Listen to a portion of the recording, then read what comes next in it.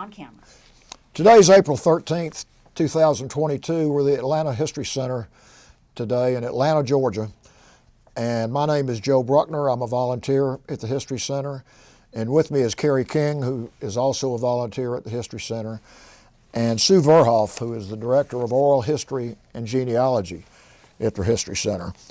And we're very happy to have with us today Miss Monica Coffin. Miss Coffin is with the Honor Flight, and she is considered... Actually, Joe, she's the afternoon. We have Anna. Oh, can we start over? Yep, we sure can. Let's do that. Okay. I'll just edit out that part. Well, both names were together, and Just go with it. Okay. We've got Anna Rogers. I had them mixed up. No, Okay. you're good. Well, I've got to rehearse. We'll just edit that part out. She's nice too. You can edit that part out. Yep. So you want me to... would have been easier if both of them had come. Yeah, if you just want us to, today is... So you want me to start over? I'd start over, yep. Okay. Today is April 13th, 2022. We're at the Atlanta History Center in Atlanta, Georgia. And my name is Joe Bruckner. I'm a volunteer with the History Center. And with us today is Carrie King, a volunteer with the History Center, and Sue Verhoff, who is the Director of Oral History and Genealogy at the History Center. And we're honored to have with us today Miss Anna Rogers. Miss Rogers is part of the Honor Flight program, and she is actually the Honor Flight guardian for Mr. Simpson. And we're really honored to have you, Mr. Simpson. And our interviewee, Mr. Simpson, James H. Simpson, is a veteran of the U.S. Navy for 30 and a half years. And he's got a very interesting story to tell, and we're looking forward to hear from you. And we're honored to have you, Mr. Simpson. Could you give us your full name and your city and state where you live? James H. Simpson. I live in Conyers, Georgia. Okay. And where and when were you born? I was born in a rural community near Waverly, Tennessee in 1933. Okay. And the time I was born, my parents were married a few years before, but they were living during the Great Depression. So times are really hard in those days. My dad managed a farm for my great-grandmother and my great-aunt who lived down the road from us. And I tell the story about my sister and I, who she was 2 years older than myself. I tell the story about walking to school in the snow, over a mile, uphill both ways. And I tell that story to my grandsons to make their eyes roll. But in the first grade, my teacher was a great uncle.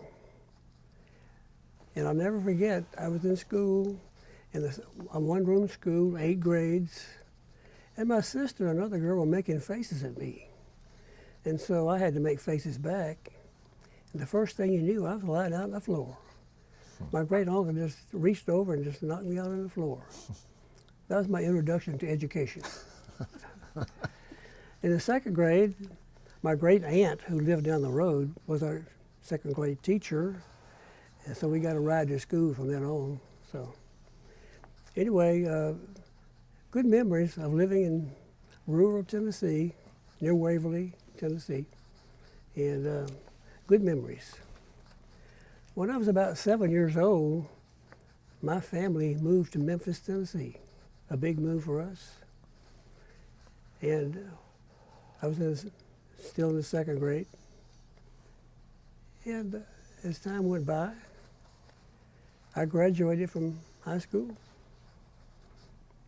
started college, got married, and that's probably a good start. That's a very good start. Tell us about your wife that you married many years ago. I met my wife at church. That's always a good place to meet a wife. Mm-hmm. She was 14 and I was 16. Wow. Her name was Marilyn Wade at that time. We dated for 4 years, got married while I was in college, and she's famous for a couple of things. She was in the Miss City Beautiful contest, and she was a classmate of Elvis Presley. Wow.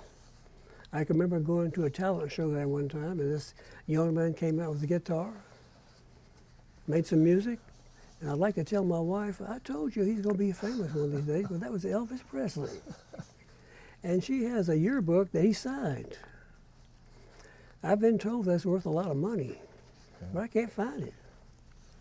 Anyway, my wife of now 68 years, been married 68 years. Wow. 68 years with never an unkind word. You believe that? Wow. But That was a real love story, wasn't it? it was, and like I say, we dated for 4 years before we got married, so that's a long time to know a woman. But she's sweet. Tell us about what you did after you got out of high school. When I got out of high school, well, can I back up just a little bit? Sure. When I was 10 years old, I would see other boys working, maybe delivering groceries or whatever, and I wanted to get a job of my own. So when I was 12 years old, I was too young to get a paper route. But a friend of mine had a paper route, and he hired me and paid me $7 a week to help him deliver that paper route. When I was 14, I was old enough to get my own paper route, so I got a morning paper route. And I started out with 85 customers. At the end of 4 years, I turned that paper route over to my brother. I had 225 customers. I worked for the newspaper for several years while I was going to college. And so for 9 years, I got up at 3:30 in the morning or earlier, 7 days a week. So anyway. That was pretty good money back then, wasn't it? Well, it was, and for a boy to be able to do it in the mornings, and even in college to be able to have the job in the morning before class, it turned out to be real good. So I graduated from high school, and I graduated from Memphis State College, which is now the University of Memphis, and got married while I was in college. Had any of your family, like father, grandfather, uncle, served in the military? My dad did not serve because he had 4 children, but I had several uncles who did serve in World War II. Did they ever talk to you about their experiences? Well, I was so young at the time, but I listened to them as they told stories about what was going on. And they shared with us some of their manuals and things that they were being used to get ready to be in the military. I'd like to tell you a story about my draft board, if I could. Do it. Yeah. Well, when I graduated from Memphis State, my wife and I moved to Ames, Iowa. And the purpose was to pursue an advanced degree in organic chemistry under a very famous man there. And while we were there, the draft board notified me that, hey, we defer people for undergraduate school. We do not defer people for graduate school. So Jim, you are classified 1A. So I knew I was eligible for the draft at any moment. So one of my physics professors at Memphis State College had recommended that if you're about to get drafted, apply for a Navy officer program. So I applied for one of those programs and waited to see which would happen first, drafting or going to the Navy. So my wife and I moved back to Memphis to wait out what was going to happen. So I got a call from the draft board one day. I didn't know they were obligated to call me, but they asked me if I'd heard about my application. I said, well, I haven't, but I'll find out. So I called Nashville, Tennessee, and they said, well, yes, you've been accepted for the Navy officer program, but you'll have to come up here and fill out all this paperwork before they mail out that draft notice. So I drove to Nashville, Tennessee, filled out reams of paperwork, and then 1 hour before they would have mailed out the draft notice, they called the draft board and said, you can't have Jim Simpson, he's in the Navy. So that's the way I avoided the draft by 1 hour and started a new career. You were 8 or so years old during World War II. Right? Yes. Do you remember World War II veterans or those that were still in talking to you about that, or what do you remember about that? I remember my uncle stopping by to see us on their to and from their duty stations and listen to their stories and where they were going and where they'd been. And of course, at that age, all young boys were interested in airplanes and models and things like that. So I remember World War II very vividly. I remember the rationing; everything was rationed, and remember it vividly. So. At that point, did you ever, I know you were at a young age, did you think, I'd like to go into the military or not go in, or to have any impact on At you? that age, I probably didn't, but in high school, I had 2 years of Army ROTC. In college, I had 2 years of Air Force ROTC. And if I finally came in the Navy, if I could have had some Marine time, I'd be well-rounded. But that's how I learned about the military. Okay.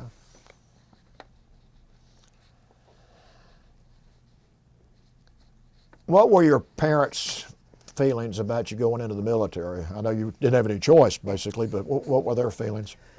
Well, I don't think they were adverse to it by any means. They just, they were used to the draft. All of my uncles had been drafted, so it was my turn. Yeah. So they didn't have any particular feelings against it. Yeah. And you know, they were able to visit me at every duty station I was ever at, except Hawaii and California. They visited every place I've ever been.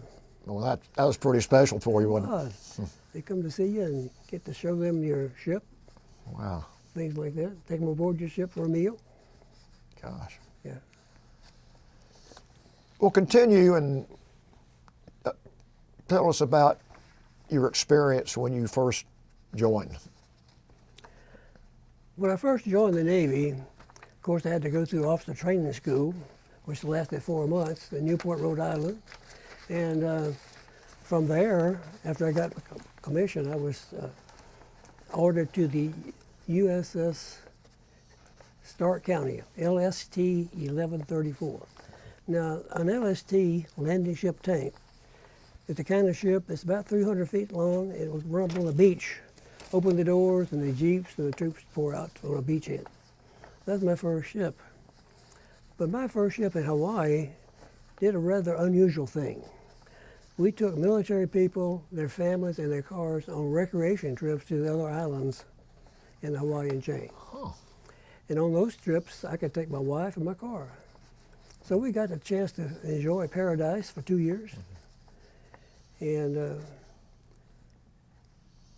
as time went by, I got to ride on the submarine for a day, just to see what it's like. Got to look at Waikiki Beach and Diamond Head through the periscope.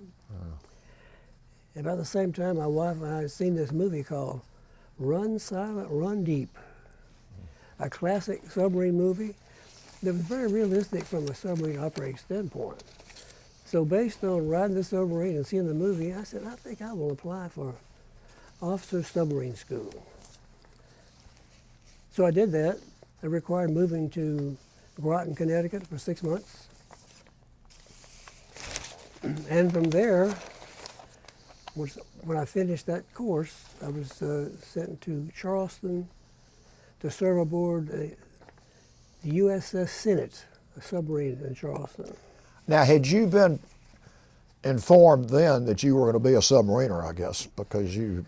Yes, when you go through submarine school, they assume They know you're going to go. They assume you're going to be a submariner. Yeah. And aboard the USS Senate, your first year is very strenuous and stressful. You're required to get qualified in submarines. And that requires filling out a real thick notebook. It requires tracing out all the piping system, the electrical system, all that very detailed stuff. And after a year, you were tested by 2 different commanding officers to see if you're really qualified in submarines. Wow. They go through your notebook and they can ask you any question about anything on the notebook. They can ask you any kind of Navy questions. And when you go to a second commanding officer, it's an underway test where you go aboard his submarine and you get underway. He makes you do anything he wants you to do. Like, go back and start a diesel engine. And the night before we got underway, I was sent over there to help make ready a torpedo, an exercise torpedo. And so the day of the underway, I'm underway on a stranger ship, and my own ship is getting underway too. Because we're going to go out to sea, and we're going to make an approach on that submarine, my real submarine, and we're going to shoot a torpedo at it. That's a funny feeling. Now the exercise torpedoes are set to go underneath the target, hopefully. And so that was pretty exciting. Yeah. And then at the end of making the torpedo run, they transferred me from the submarine I was riding back to my own submarine with a highline transfer. That's a thrill, something unusual to do.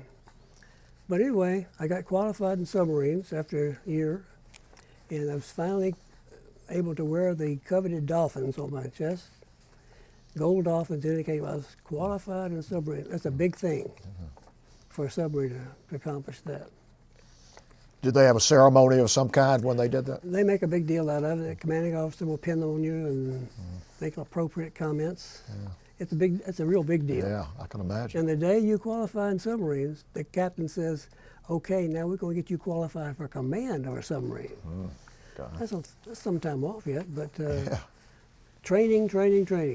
Everything is about training and learning. On board a submarine, everybody's responsible for everybody for safety and things like that, so it's a lot of camaraderie, but interesting. So I finished 2 years on the USS Senate, SS-408, and then I got orders to a brand new nuclear submarine, the USS Henry Clay, Ssbn 625. It was still on the building ways at Newport News Shipbuilding Company in Newport News, and got to watch it complete its construction. I got to ride it down the ways when they launched it, and ended up making 5 patrols on the USS Henry Clay. Now, interesting happened during the launching of the Henry Clay. It so happened that that day was the day of the Army-Navy game. And as the sponsor broke the bottle of champagne on the bow of the ship and it went down the ways, a sign unfurled on the bow of the ship that said, "Beat Army." And they did that day. That was a good day. So life aboard the Ssbn was unusual. It was a submarine that was on deterrent patrols. Its job was to go out and be on a assigned area that nobody knew where you were except the captain and the navigator. Even the president didn't know where you were. He might know you in a large area, and your job was to remain undetected and be prepared to fire those missiles if so directed. Each patrol lasted 2 months submerged. A lot of people can't imagine being submerged for 2 months, but the submarines were so big and so comfortable, it's more like being in a building for 2 months, so it wasn't that bad. And you only went to periscope depth every now and then, so it wasn't like being on a submarine that goes into Liberty ports. You were doing your job at their own patrol, remained undetected, and be ready to fire those missiles. So when I finished the tour on the U.S. Henry Clay, I was ordered to a tour of duty at submarine school where I was an instructor for 2 years. Had some interesting things there as well. From there, I was ordered to the USS Trumpetfish. Trumpetfish was a diesel submarine, and I was to be the executive officer of that submarine. That was a 2-year tour, and after 2 years, I had orders to go to the USS Corporal, which was a similar submarine, to be the commanding officer. Now, to become a commanding officer of a ship in the Navy is considered a good milestone because that's what you've trained to do. And throughout your submarine career, training, training, training. And on the submarines that you serve on, you rotate among the different departments in order to gain experience. So by the time you become commanding officer, you've had every job there is to have on a ship. So training, training, training. Speaking of training, this would be a good time to ask this question. You know, not many people have been down in a submarine, underwater, on a mission, whether it's surveillance or whatever. Do you remember, number one, what it was like the first time you went down? But number two, what kind of training, if any, did you have from a psychological standpoint? That all of a sudden you're underwater with a small group of people for a length of time that probably would be tough on some people. Well, the first time I submerged on a submarine was in Hawaii as a rider for a day. That was my first experience. But at submarine school, as part of the training in the 6-month course, part of it is underway, and you've got one dive after another. They're training you, testing you, imposing casualties on you during the dive to see how you handle it. So you do a lot of all day long, all night long. Submerge, surface, submerge, surface. So you get used to it. So you were well prepared once you Yes. started serving. As a matter of fact, my tour of duty at the submarine school as an instructor, I did some more of the same thing again. And by the time I got to be executive officer or commanding officer, I'd seen most everything that could happen, and that's called getting experience and training. Talk about some of the more memorable events or things you saw or things you experienced during your career in a submarine. One that comes to mind right away is on the diesel submarines, when you deploy, you go to places like the Mediterranean, and you're gone for 4 months. And one time we were in port in Monaco on the 4th of July. Princess Grace Kelly, sent a grave invitation to the officers on the ship to come up to the palace and have lunch around the pool. Wow. So, can't refuse that invitation. Went up there, the other officers took their swimming trunks and they went swimming, and I sat there and talked to her. That's quite an experience. And then we invited her to come down to the submarine. She came down, brought her son along with the governess, and I have a picture of me holding her hand, helping her board the ship. That's kind of a cherished picture. It's hanging in my wall in my office. Wow. But she had coffee with us. We made the son's picture with a Polaroid camera, and that was a momentous thing. I held her hand. I haven't washed my hands since. I don't blame you. Well, I've got to ask you this. When you had that conversation with Princess Grace, what was the substance of the conversation? Well, we talked about her being a movie star, of course. She was. And we thanked her for remembering us on the 4th of July. She didn't have to do that. Yeah. So she was a patriotic American. Yeah. And it was just an event to remember forever. Yeah. It was definitely an event to remember forever. And Monaco is such a beautiful place. I've got some beautiful pictures showing the submarines moored there near near Monaco. Monaco, you know, a small country, but she made it big. Yeah, everybody heard of it after That's right. she went. Yeah, you were in Charleston, I think you said 3 times? We served there 3 times. The first time I was on my first submarine. The second time was on the USS Trumpetfish when I was the executive officer. And we lived there as a home port when the USS Henry Clay was assigned to home port. We were in Charleston for 2 years then. Yeah. Did you ever have any scary moments on the sub?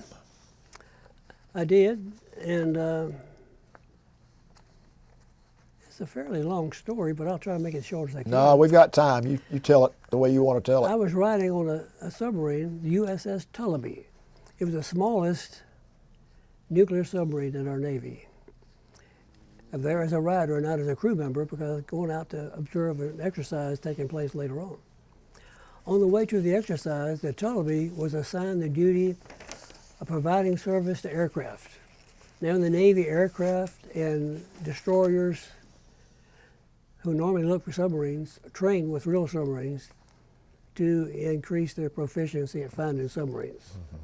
So we're out at sea at night on the Tullabee, providing services to aircraft, which means every now and then you come to periscope depth and kind of reset the problem, start over again. Mm-hmm.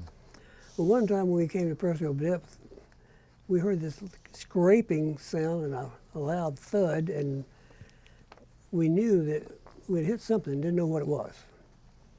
So we went down to a safe depth and inspected our own ship carefully to make sure that we weren't taking on water any place. We found out that we weren't taking on water. We cautiously went back to periscope depth again. And we saw that we had collided with a German freighter. The German freighter had a skipper who had U-boat experience. And he knew that he had collided with the submarine. It's nighttime, I'm not sure how he knew that. Yeah. But he told the world, collided with a submarine.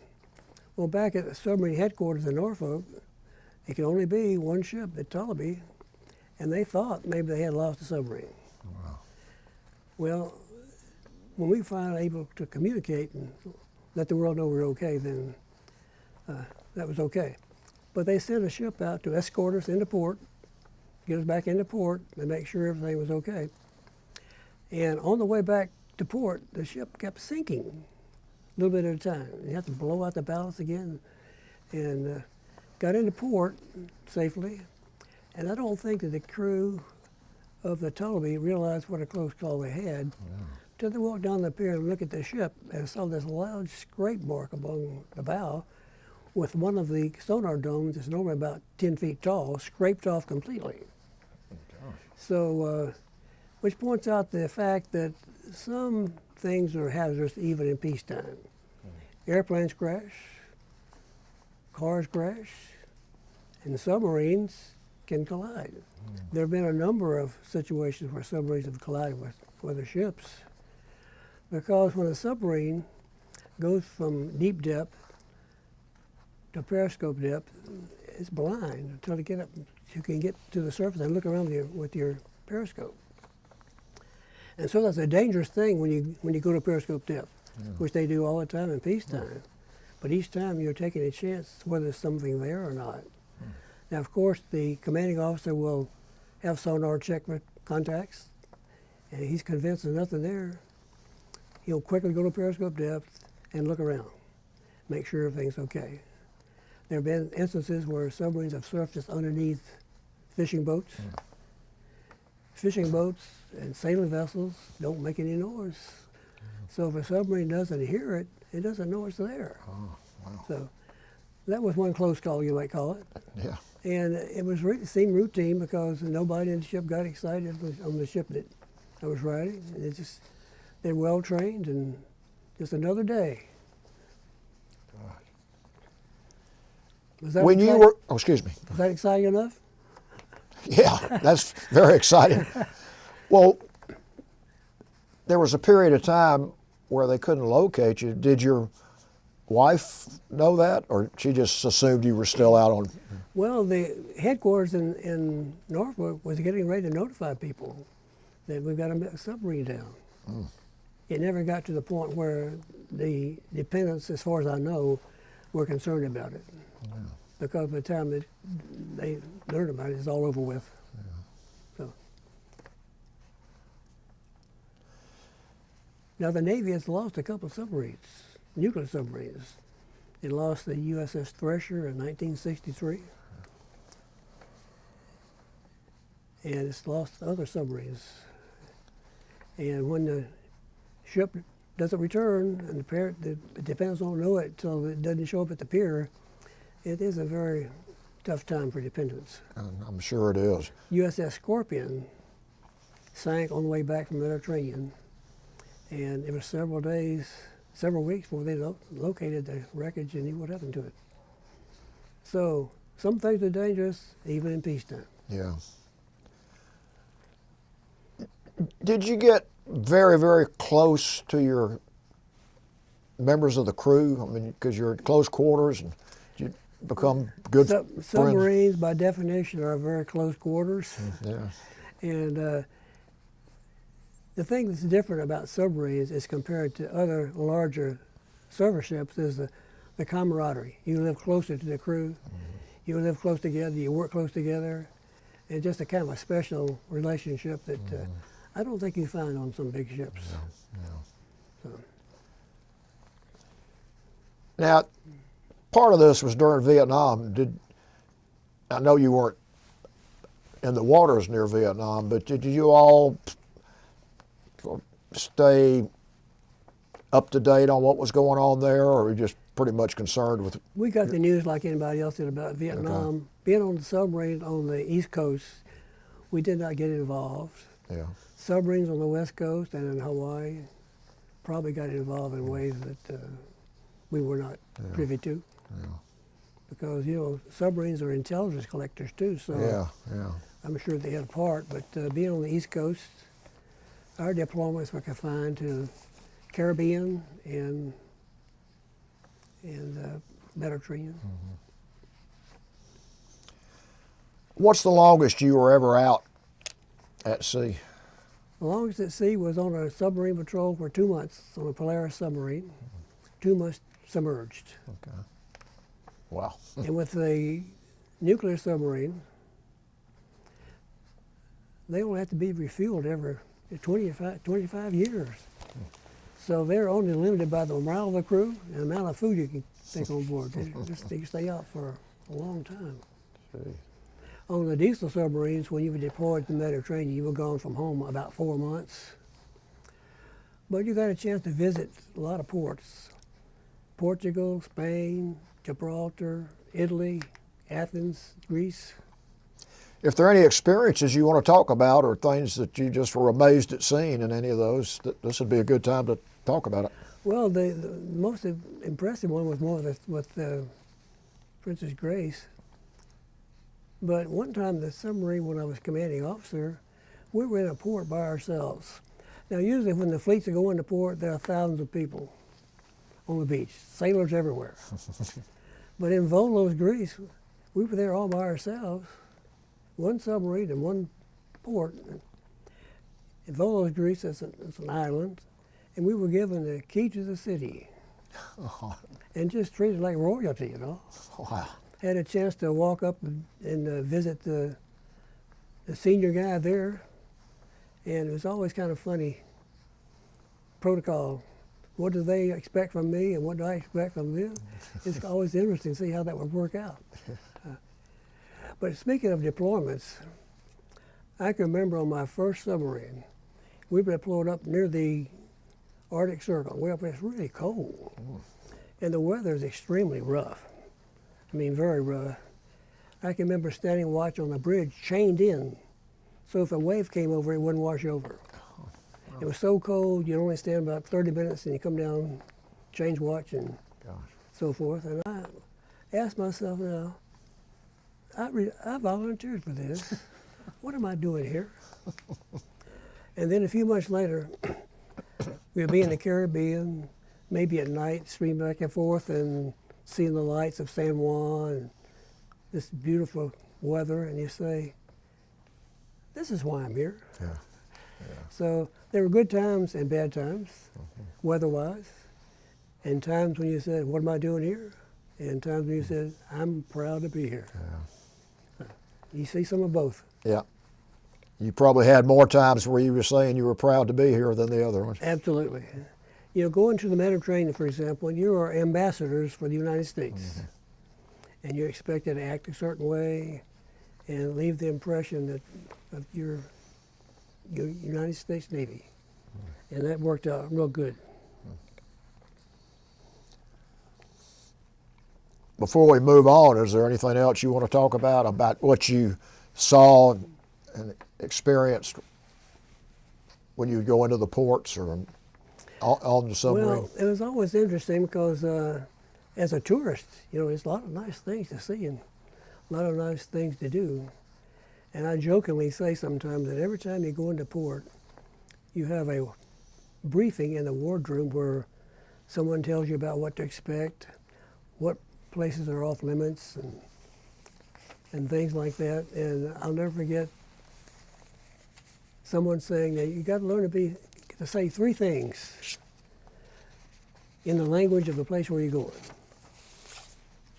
One question is, where's the restroom?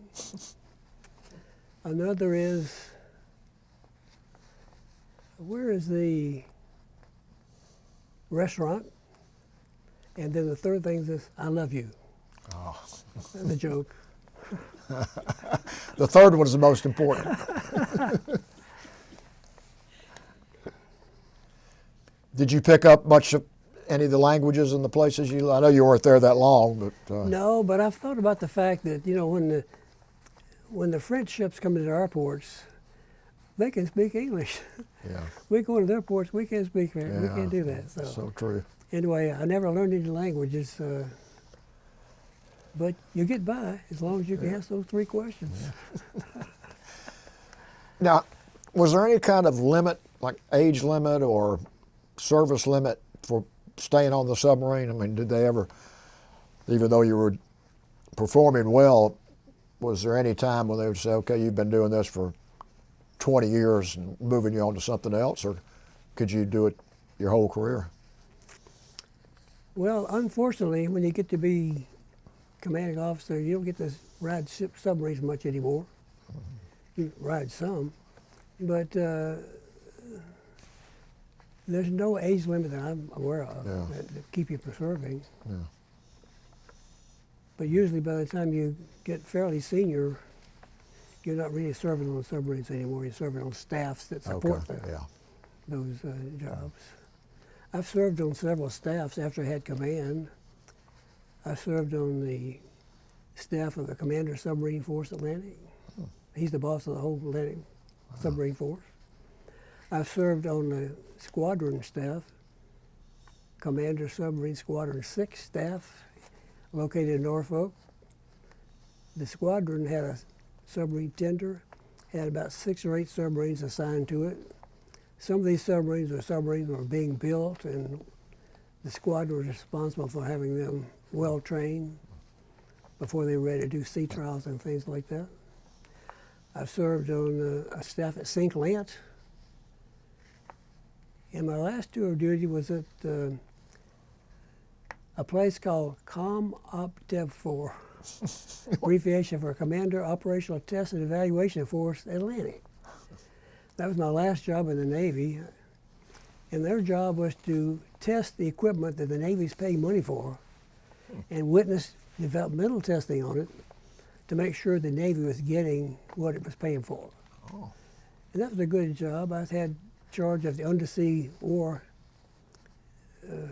division, and we had SEALs, we had aircraft operators who were in the business of anti-submarine warfare, submarine weapon systems, missiles, torpedoes, and we would test these new things coming down the pike to ensure they were meeting Navy standards. So,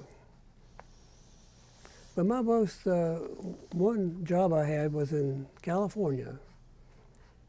It was after my job at the submarine squadron level. I was sent to an outfit called the Navy Astronautics Group.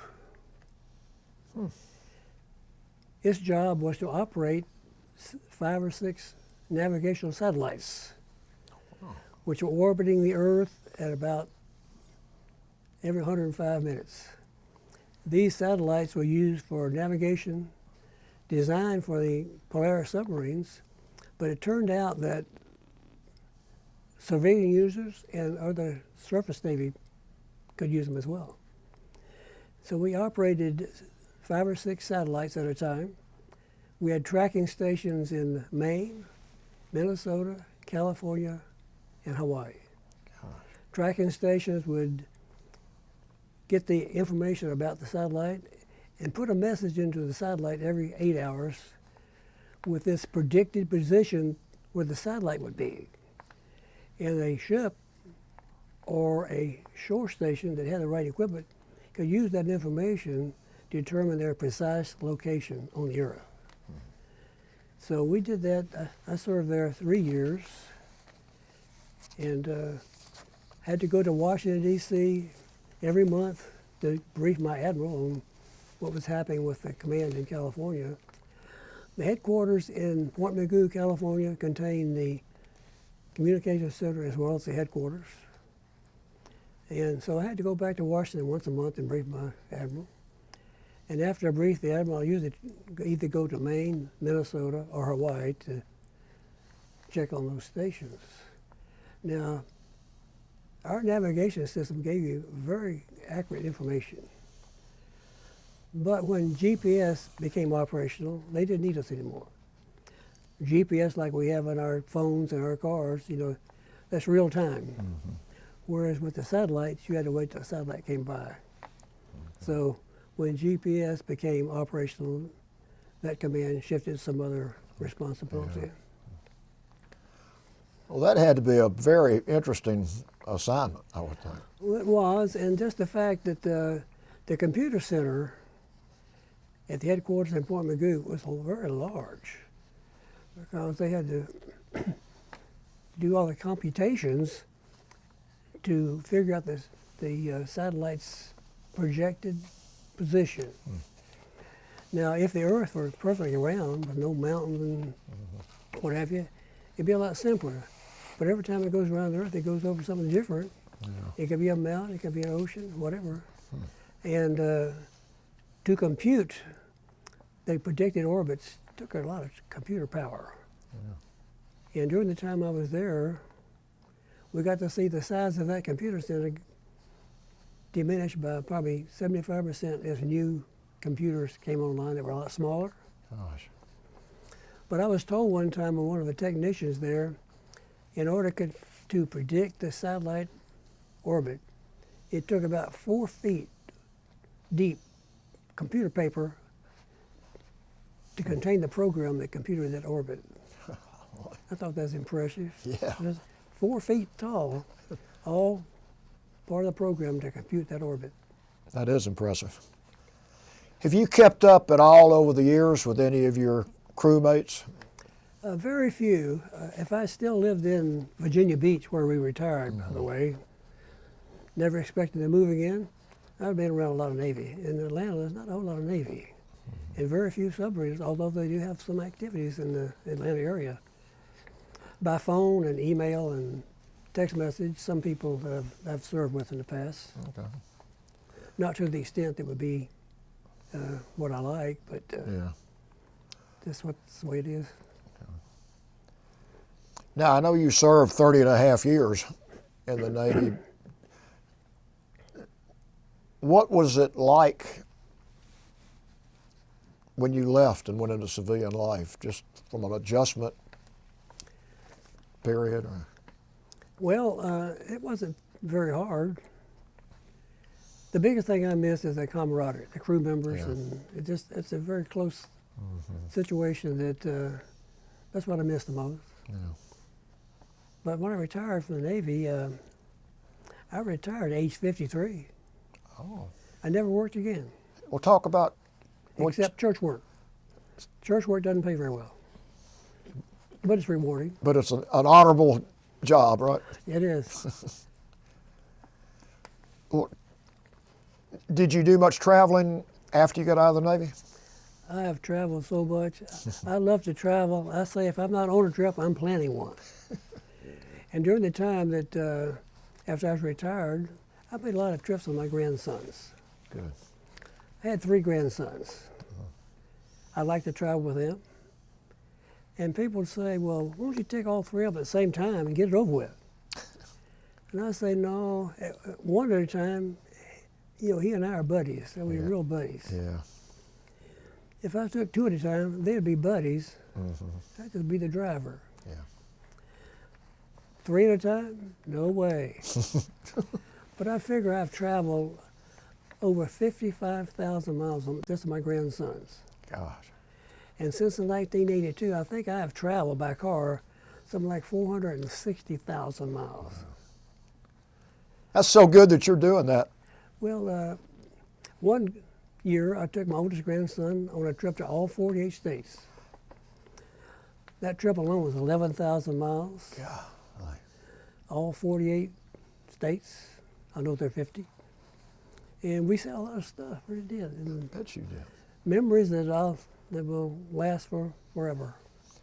And that your grandson will remember it forever too. What an experience. I've taken them to Cape Canaveral, to the space facilities in Huntsville.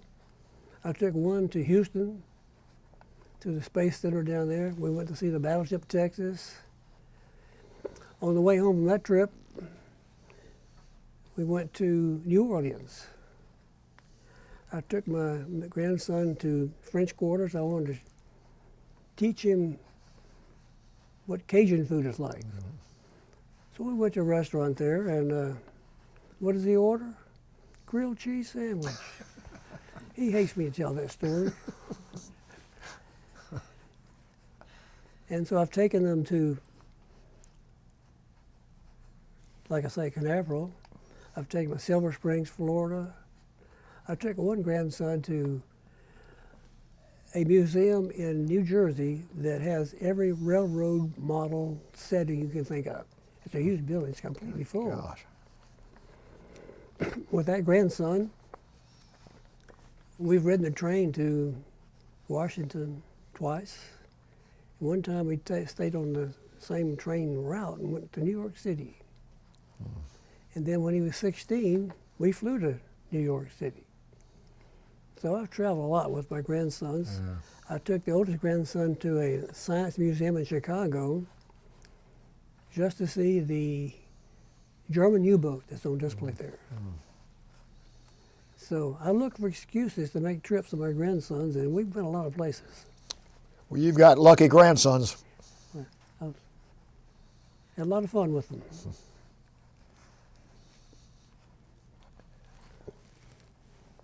Is there anything else you want to say about your family and get on there? Well, I was one of 4 kids. I had a sister who was 2 years older than me. She was a real sweet lady. Another brother who was 3.5 years younger, and then a younger brother, Al, who was 11 years younger.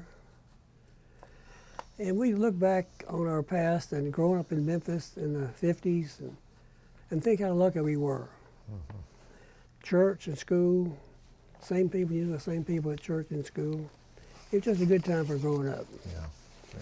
And I've always been real close with my brothers, and for over 20 years, my brothers and I have gone to Columbia, Tennessee to meet with our cousins on my mother's side. My mother had told us years ago, stay in contact with your cousins. So over 20 years ago, we started doing that. In addition to meeting our cousins on my mother's side in Columbia, we would go to Waverly, Tennessee, and meet a cousin on my dad's side. Now, the first few years we did that, there were aunts and uncles in the group too. As time went by, it was just cousins, and it's down to cousins now. And I'm leaving next Sunday to make that trip. Good. We haven't done this since the pandemic, but we're going to meet people in Columbia, Tennessee, and Waverly, Tennessee, and have a reunion. Now, we know they would never come to see us. None of us, they couldn't come down to see us, but we can come to see them. Yeah. And so for years, my 2 brothers and I did this. Of course, my younger brother passed away about 6 years ago, so it's just the middle brother and myself that are still doing it. And he's driving from Memphis to Atlanta to Conyers to pick me up to make that trip. Oh, boy. That'll be fun. I've always enjoyed traveling with my brothers. We laugh and cut up. I get home and my sides are sore from laughing so much. Stories, try to outdo each other's stories. Have you heard the one? Yeah, I've heard that one. And if somebody starts a story by saying, well, as I recall, we know it's going to be some embellishment there in the story, but a lot of fun. Well, you sounds like you've got quite a family and have had quite Great a family. family. Grew up in Memphis, and just some great friends and church friends and school friends, and still see them every chance we get. Tell us about your honor flight experiences. Some people may watch this and not know what honor flight well, is. It's something I could tell every veteran about in case they haven't heard about it. Yeah. I'd heard about it, but I didn't know too much about it. I was in a grocery store in Conyers with my Navy hat on, and this lady walked up to me and said, "Well, thank you for your service. And if you heard about honor flights," I said, "Well, I've heard about it." She says, "Go to this website."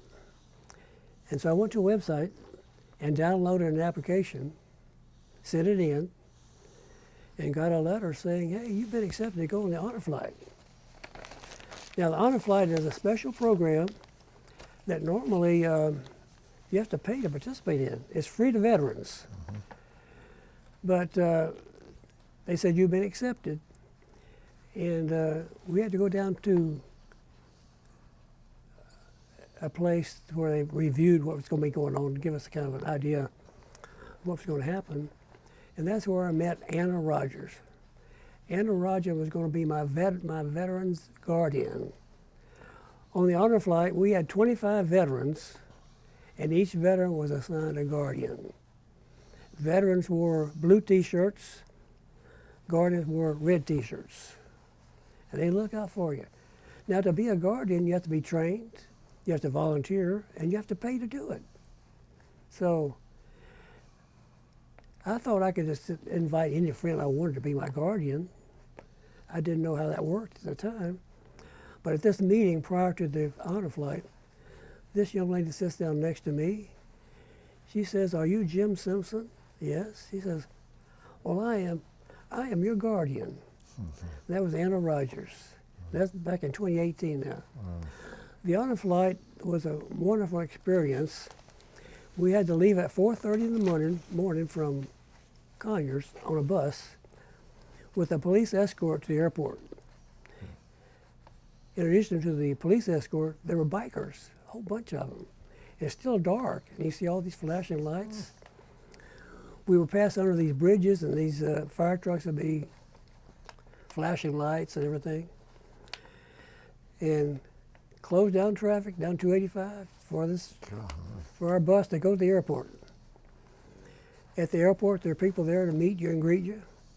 And we get on an airplane to fly to Washington, D.C. And in Washington, D.C., they show you all the monuments and so forth with another escorted bus. When our airplane was en route to Washington, D.C., pilots from other planes would call our flight and say, "Thank them for their service." We arrived in Washington, D.C. There are hundreds of people at the airport. There were signs, placards, and hugs, and just a welcome at the airport there. At the airport, we got on another escorted bus and went around to see all the monuments. We didn't get home that night till about 11:30. But like I say, there were 25 veterans, 25 guardians, and an experience I'll never forget. And a small group out of that group of 25 veterans, we still meet. Now, our flight was in 2018. Now it's 2022. We've been getting together, having meals together, going on outings together. We came to the Veterans Special Service here at the museum back in November. We always managed to get a meal out of it. But I recommend honor flight to any veteran. Just try to do that. I think the oldest person on our flight was 94. And they wheel you around in wheelchairs all over the place. Go to see all the monuments. I'll never forget, I think it was the Vietnam Memorial. I'm in a wheelchair being pushed with my guardian, and I hear my guardian talk to another one. "I'll race you to the bottom of the thing." I kept expecting to see a YouTube moment out of that, but We made it safe. But during the underflight, they fed us 3 meals and all these police escorts and all that. It was just a great time. Something you'll never forget. Well, I'm glad Miss Rogers is here to hear your story. I mean, that's just... Well, she has made it special. She's a special lady. She has made things happen since we've made the honor flight. Honor flight was just the first chapter. There are a lot of chapters after that. So she came over to my house one week, not too long ago. She brought lunch for me and my wife. She brought her guitar, her clarinet, harmonica. We made some music. She fed us a good meal. She sounds like a special person. She's very special. There's nobody like her. I'm lucky that I got her as a guardian. You are. Now, a funny story, I think, is the fact that when I didn't know what a guardian was all about, I was going to ask one of my best friends to be my guardian. I figured anybody could push a wheelchair.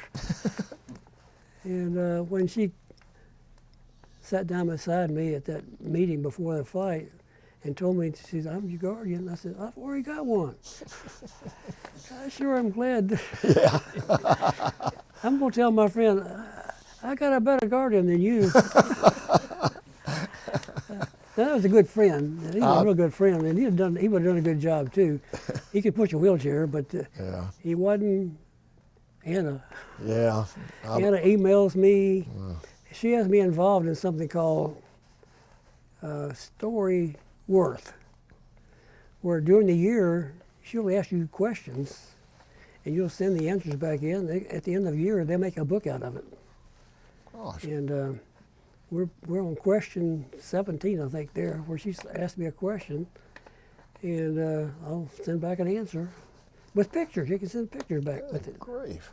So that's been quite an experience. So I bet. Anna will always be very special to me. Well, and I understand why after hearing what you just said. Well, it's a lot more than that. I can tell you a lot more. I'm sure.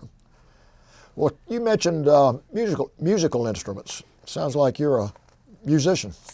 Well, I don't know if you call me a real musician or not, but I've always enjoyed ukuleles, guitars, and things like that. And my brothers are the same way. We all play by ear. We have never had a single lesson, but I enjoy trying, and I try to play the piano every day. I have guitars, ukuleles, harmonicas. And that's one of the things we do when we go up to visit our cousins in Tennessee. We take our musical instruments and make music in the motel room or where we're meeting our cousins. And it's just a big part of my life, the music. But And I bet it's fun too. And pardon? it's fun too to get It's with. a lot of fun, yeah. And to people though who, when you tell them that you learn to play by ear, I always recommend, that's good, but take lessons, because the lessons you can do a lot better if you really take lessons. Yeah. That's my advice to people. Yeah. Now, taking an interest in music and playing by ears, it's satisfying, but it could be a lot more satisfying, I think, if you took lessons and got really good at it. Okay. I'm going to take a pause here and see if Carrie or Sue have any questions. Yeah, I do have a couple. First of all, you named a couple times. Are we recording now? Yeah, we're recording. A ship you were on. I thought you were saying it sounded like Tullerby, or can you spell that for us? The Tullerby? USS Tullerby, I think you said. Tullibee, Tullibee, nuclear submarine. It's the Navy's smallest nuclear submarine. Okay. It's unique. They only built one of those. And how did you get to Atlanta, Captain? What brought you to Atlanta? Well, our daughter went to school. They went to university, Harding University in Searcy, Arkansas. And one year they got to go to Florence, Italy for a semester. And on that semester she met another student from the same university and married him. And he was from Atlanta. So she moved to Atlanta. We still live in Virginia Beach, retired, happy in our retirement home. Thought we'd never move again. But then grandsons started coming along. So based on that, we picked up everything and we moved to Conyers, Georgia, 33 years ago. Have not regretted it. We love Georgia. And that's how we got to Atlanta. Thank you. I know your grandsons are glad you moved to Atlanta, aren't they? Well, I hope so. I still connect with them every chance I get. My daughter lives down the street from me, about 5 doors and across the street. And I try to advise them on investing and things like that, things I think will be a benefit to them. I hope they'll appreciate that sometime in the future. I'm sure they will. Sue, do you have any questions? Just one quick question. You mentioned the being pinned when you qualified. Are there other traditions having to do with being a submariner? Any traditions that you'd want to share? Well, like I mentioned before, the day you get qualified, your captain says, let's get you qualified for command. So that's what you do. You're groomed to do that. You're assigned to different jobs, all the different jobs. By the time you get to be a command officer, you've had all the jobs. So these guys, they come to you and try to fool you. You say, no, I've had that job. So that's the two big traditions for submarines now. We're getting those dolphins. Now, if you're an aviator, you get your wings right away. But with the dolphins, you got to work for a year to do that. And it's a really tough year. Because in addition to doing all the jobs you're assigned to do, you got to trace out all these systems, answer all these questions, and be ready to be examined by people who've been commanding officers. And that's the big thing for a submariner, getting those dolphins. So, does that answer your question? Yes, sir. Yeah. Yes, sir. Lana, I know you know Mr. Simpson better than we do. Do you have any questions based on things he said before that we didn't bring up? I think you covered it really well. Does he want to talk about the things he brought? Yeah, I was going to do that towards the end, but thank you. No, You're good. You covered it really well. we've been admiring that hat. It's just so beautiful. Would you show that? And I'm talking about your dress hat. Would you show that to the camera and just describe anything you want to describe about that hat? What everything means. Well, I think it's I think the insignia is important. You know, it's a Navy insignia, and if you're below commander, you don't have these what they call scrambled eggs on here. You get that when you get to be a commander. So that's a sign of distinction. You've been around for a while. Okay. Would you turn it towards the camera so we can get a good shot of it? Yes, I'm sorry. Hold it up just a little bit more. There you go. How's that? Is that good? Yes. I was in the Army, but that's prettier than anything I wore on my head in the Army. Also, I can point out people that this is scrambled eggs, but the admirals wear omelets.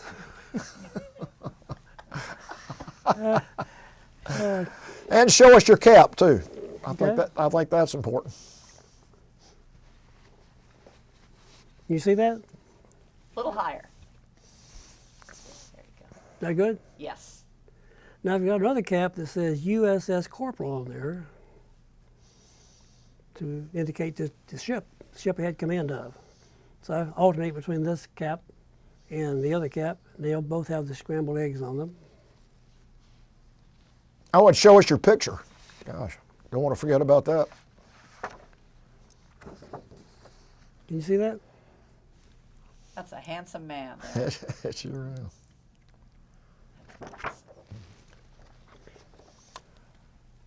Well, is there anything else you can think of that you would like to say, or something you didn't say before that you want to say, or anything, any message you want to give to anybody that sees this? Well, I'd just like to say that I never dreamed when I was a young boy to ever be in the military. I never dreamed that I would go in the Navy and spend 30 and a half years there. I kind of envisioned if I went into the service, I'd probably just do my required time and get out. At the time I went in, you were required to have 3 years active duty and 6 years total, some reserve time in there. But it went fast. It's hard to believe that somebody says 30 and a half years went fast, but as you go from job to job, time just goes by. If you've got a good family, a good wife, and I haven't said anything about my daughter. I have one daughter. I have one daughter and 3 grandsons. The daughter is the apple of my eye. She's very special. And in working with this Storyworth project with Anna, I've sent pictures in of different things that happened to her in my lifetime.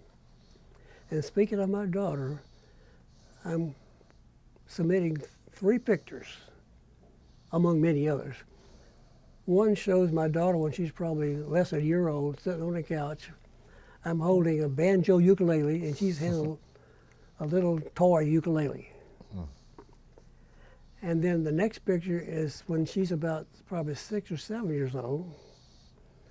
We're sitting probably on the same couch holding ukuleles. And I've got another picture of us when she's probably 20 years old holding ukuleles, showing the picture as it goes from the baby up to the 20-something-year-old with all the instruments. It's always been a special thing to me. My daughter's very special. Well, I can't tell you what an. Bible reading. Yes. I'm sorry. Bible reading. The what? Bible reading. Oh, you want to say something about Bible reading? Yes, I'm glad you let me talk about that. Where I go to church in Conyers, 33 years ago, we started encouraging people to read a certain Bible through in a year. It was called the Daily Bible in Chronological Order. We started that 33 years ago, and each year we've encouraged people to do that. We buy the Bibles from Amazon by the bulk, and we give them to the people at a discount rate and encourage them to read the Bible all the way through. And over the years, a lot of people have done that. Each year we give a certificate to those who have completed to read the Bible all the way through. And this year, I want to say, we got to present Anna with one of those certificates for having read the Bible through. Golly. And she, in turn, has encouraged other people to do the same thing. So 33 years we've been doing that. I wish I kept track of how many Bibles we had put out, but it'd be hundreds, I'm sure, because we buy them by the case. Well, that's a wonderful thing to do. And Anna, thank you for mentioning that. I did How not. many times has he read the Bible? I didn't hear that. How many times have you read the Bible? Oh, I have read the Old Testament 47 times. Good. No, other way around. And yesterday, I finished reading the New Testament for 235 times. Wow. I bet you some preachers haven't read it that much. I guarantee you they haven't. Wow, that is so impressive. And I encourage people, as you read the Bible, look at some maps and other things that make you feel like you can make it come alive. Yeah. If you're reading about somebody on a missionary journey, if you can track their trip on a chart, or see pictures of where they're going and make it come alive, you'll get more out of it. Now, I want to say one thing about the Daily Bible in Chronological Order. It was prepared by a man who has the whole Bible start with Genesis to Revelation in the order that it occurred. In a regular Bible, you jump around in the Old Testament. Major prophets, minor prophets, and all that. But in this Bible, you read from start to finish in the order that it occurred. That means a whole lot. Like a history book. Yeah. It's more enjoyable, and it's more readable, and a lot of people are doing it, and I highly recommend that. So, the Daily Bible in Chronological Order by F. LaGard Smith. Well, thanks for telling us that.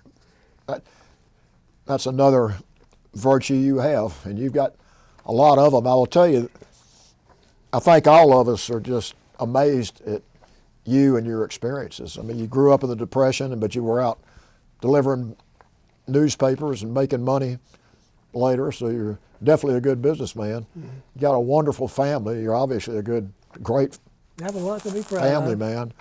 And you served our country honorably. I mean, 30 and a half years, there are not too many people that can say they served for 30 and a half years. And I know how proud you are of that, and we're proud of you for doing it. So I just can't tell you how much we've not only enjoyed this, but are just so impressed with the kind of person you are. And Well, I am very proud that Anna made this happen. well, we thank Anna again. And, That's it's been a real pleasure to do this, good. and I appreciate what you're doing, Sue, and you others who are making this happen. And it's a great service, and greatly appreciate it. Well, thank you for your service. Thank you. Thank you so much. All right. God, that was so good.